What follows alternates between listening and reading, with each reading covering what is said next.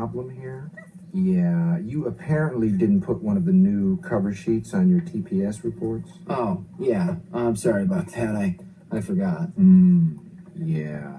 You see, we're putting the cover sheets on all TPS reports now before they go out. Did you see the memo about this? Yeah.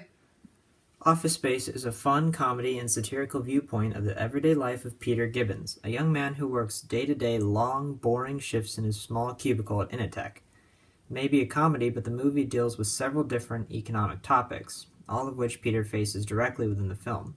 In particular, we see instances of opportunity cost, internalizing externalities, and incentive.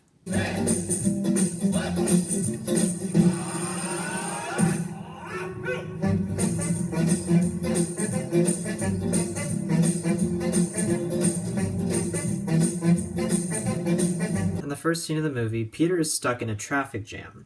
The lane next to him is moving steadily forward while his own is not moving at all. Peter eventually decides to move into the next lane in order to move forward, only for that lane to become jammed once he gets there, and the one he just merged into starts moving again.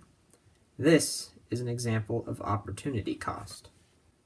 It is defined as the benefit one could have received but gave up on to take another course of action.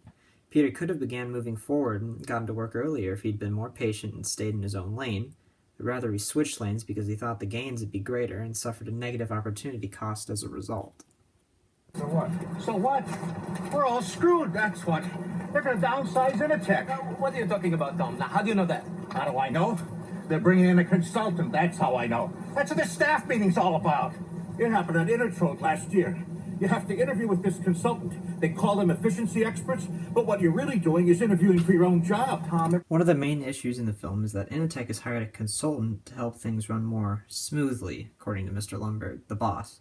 But really what this means is that they're interviewing people to see whether they're essential enough to the company or not. And in the end, they end up firing those who aren't. This is an example of internalizing extremities because due to many forces, such as Initech losing money or not having enough product being sold, rather than suffering from loss of money due to paying too many employees, the problem is solved by simply firing unneeded workers in order to save money.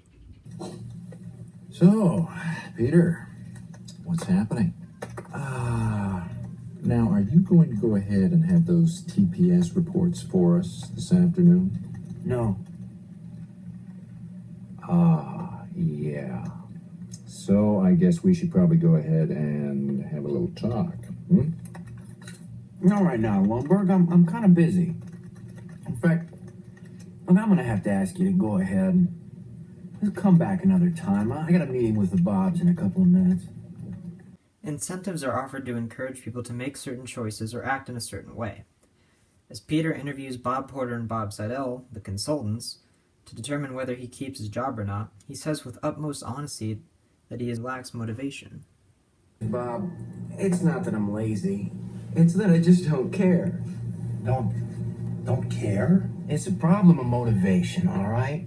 Now, if I work my ass off and Initech ships a few extra units, I don't see another dime. So where's the motivation? And here's something else, Bob. I have 8 different bosses right now. I beg your pardon? 8 bosses. 8? 8, Bob. So that means that when I make a mistake, I have 8 different people coming by to tell me about it. That's my only real motivation, is not to be hassled. That and the fear of losing my job. But you know, Bob, that'll only make someone work just hard enough not to get fired. He lacks incentive to work harder because no matter how hard he works or how many units are sold, he doesn't see another dime over what he's usually paid. And as a result, he has no incentive to work to the best of his abilities because whether he does or not makes no difference. He only puts effort into his work so not to be hassled by his bosses or fired.